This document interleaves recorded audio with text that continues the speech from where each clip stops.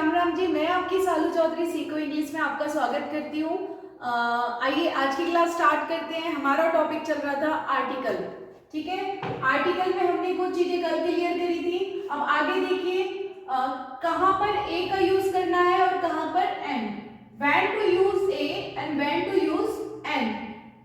अब ए और एन में डिफरेंस क्या है देखो। एन का प्रयोग अगर अगले शब्द की शुरुआत स्वर की ध्वनि से हो and will be used if the next word starts with a vowel sound. Vowel sound क्या होते हैं? ए, आ, ई, उ, औ, ए, ऐ, ओ, अं, अह। ठीक है, ये अगर इनसे कोई वर्ड स्टार्ट हो रहा है vowel sound, ठीक है, ए, ई, आई, ओ, यू, जरूरी नहीं है ए, ई, आई, ओ, यू से ही शब्द स्टार्ट हो रहा होगा तो हम इसमें एन का यूज करेंगे, नहीं, हमें vowel sound देखना है, हमें वॉवल साउंड देखना है। साउंड इससे जैसे भी हम उस शब्द को पढ़ेंगे तो हमें पता लगेगा कि इसका वॉवल साउंड क्या आ रहा है, देन एन का यूज करेंगे। ओके, ए का प्रयोग अगर अगले शब्द की शुरुआत व्यंजन की ध्वनि से हो, a will be used if the next word starts with a consonant sound. Consonant sound क्या होता है? जो क, ख, ग से ग तक होते हैं, इनको क्या बोलते हैं? Consonant sound. ठीक है, फॉर एग्जाम्पल के लिए ले लेते हैं अ बॉय, व्यंजन ब। देखो क्या साउंड आ रहा है? ब, बॉय। ठीक है, ये क्या है? कॉन्सोनेंट साउंड आ रहा है ना, ब, कॉन्सोनेंट साउंड, सो यूज्ड ए। ओके, अ पेन, पेन, प, व्यंजन, कॉन्सोनेंट साउंड है प, ठीक है, sound, so used A. A university, व्यंजन, ठीक है, या, यूनिवर्सिटी, कॉन्सोनेंट साउंड है, so used A.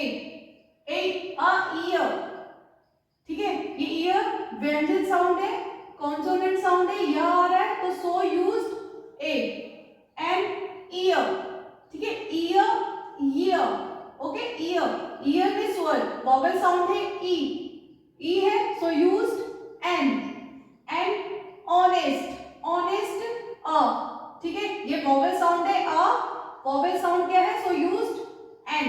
And R, इसको आर बोलते हैं, बहुत जगह आपने बहुत लोगों को देखा होगा आवर बोलते हैं, हावर बोलते हैं, लेकिन इसको क्या बोलते हैं? आर। ओके, एंड आर, तो अ किसकी साउंड दे रहा है? वॉवल साउंड है, so used an.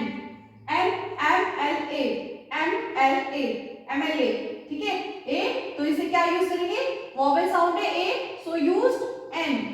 A union, U, या, ठीक है, तो ये कॉन्सोनेंट्स है, या, सो कॉन्सोनेंट साउंड में क्या यूज करेंगे? ए। ऑल्सो आपको ए और एन का यूज समझ में आ गया होगा अच्छे से। आप क्लियर करते हैं नेक्स्ट में द, ठीक है, द के बारे में अच्छे से एक्सप्लेन करती हूँ मैं आपको।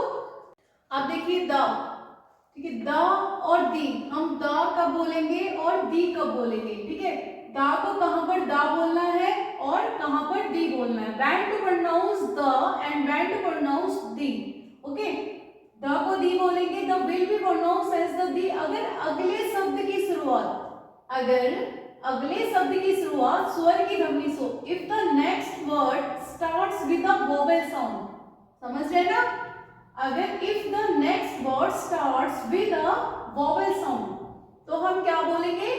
दी। और द को बोलेंगे the will be pronounced as the अगर अगले शब्द की शुरुआत व्यंजन की ध्वनि से हो। If the next word starts with a consonant sound, right, consonant sound पता है ना आपको? कॉन्सोनेंट साउंड और वॉवेल साउंड अभी सही 2 मिनट पहले मैंने ए और एन के जब यूज बताया था तब मैंने आपको अच्छे से बताया था। वॉवेल साउंड क्या होता है? ए, अ, ई, ठीक है, और कॉन्सोनेंट साउंड क्या होता है? क, ख, ग, ज्ञ तक। ओके, एग्जाम्पल के लिए ले लेते हैं the boy. Okay, the boy, consonant sound, consonant sound है ब, boy, so pronounce as the. Okay, the pen, consonant sound आ रहा है पेन, प, so pronounce as the. Okay, the university, consonant sound है यूनिवर्सिटी, या, so pronounce as the year, ठीक है, ईयर, वॉवेल साउंड है ई, सो प्रोनाउंस एज दी।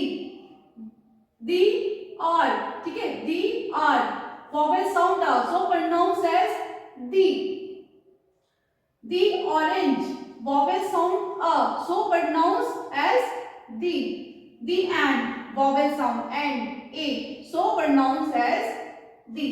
अब देखिए, अब आपको a क्लियर हो गया, n क्लियर हो गया और द क्लियर हो गया, ठीक है। अब द के कुछ एग्जांपल है, हम कहाँ कहाँ पर द यूज करते हैं वो एक बार आप अच्छे से समझिए। देखिए फ्यू केस में क्या होता है, where to use the. Few case क्या है, with unique people objects, unique लोगों या वस्तुओं के साथ जो एक ही है, ठीक है, यूनिक लोगों या वस्तुओं के साथ एक ही है। The sun, the earth, the moon, the president, the CEO, the world.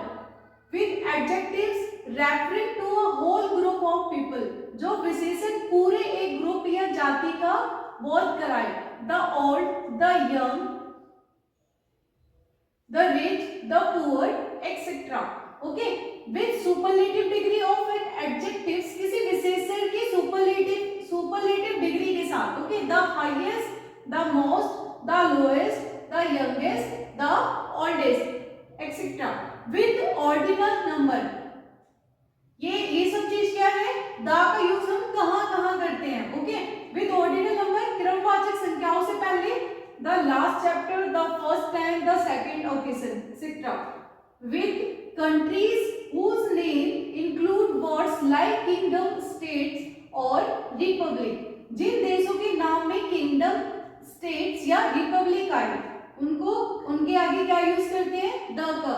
the United States, the United Kingdom, the Republic of Ireland, etc. with rivers, canals and oceans, नदी, नहर व सागरों के साथ। The Gangas, the Nile, the Atlantic, the Pacific, etcetera. Okay, with countries that have plural names, उन देशों के नाम जिनके नाम बहुवचन हो यानी अंत में एस लगा हो, ठीक है। The Netherlands, the Philippines, etcetera. With the names of families, परिवारों के name. The Ranas, the Khans, the Rawat, the Guptas, etc.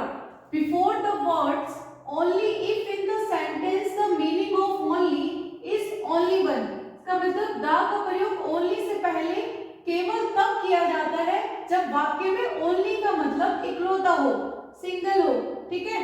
The only son, the only friend, the only batsman, etc. ठीक है, ये हमारा आर्टिकल कंप्लीट हो गया है। इसमें हमने ए एंड द बहुत अच्छे से कंप्लीट किया है, ठीक है।